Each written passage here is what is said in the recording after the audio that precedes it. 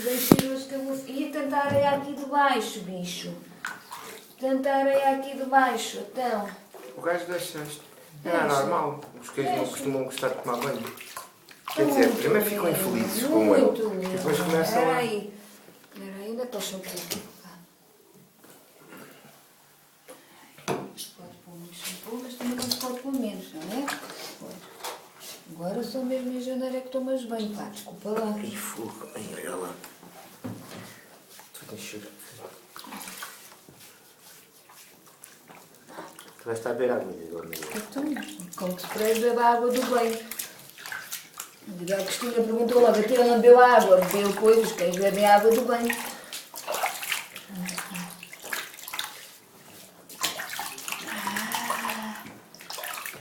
Mais um bocadinho. Vamos lá, aproveitando. Eu já com banhinho tomado. Muito. Outra vez não lavámos bem a cabecinha que a dona teve medo aqui.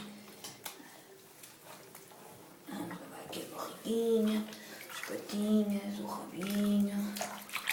Pronto. Vamos lá.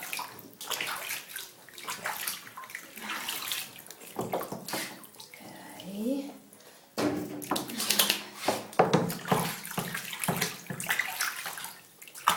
Os pais da Madalena dizem que o veterinário dele diz que temos que pôr mesmo chuveiro.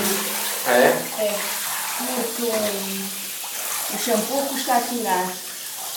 E que uma vez eu vou lá ao consultório e eu tiro o shampoo todo seco, vá. Isso, vai, já está. Pronto, a bater a tiradinha.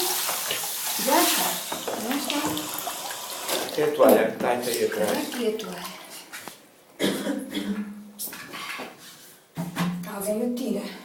Tem que ser a Dona Teresa, porque eu estou a filmar. Peraí, eu tiro, a dona tira. Deixa só que eu tenho que filmar a areia nos olhinhos. Pronto, aqui já está. Deixa eu só preparar aqui. Pronto. Anda cá.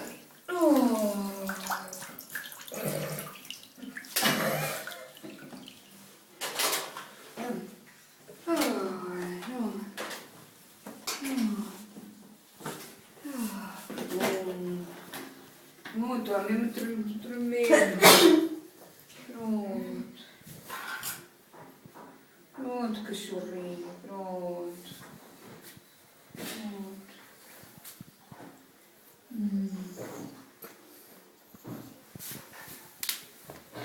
Uma aventura.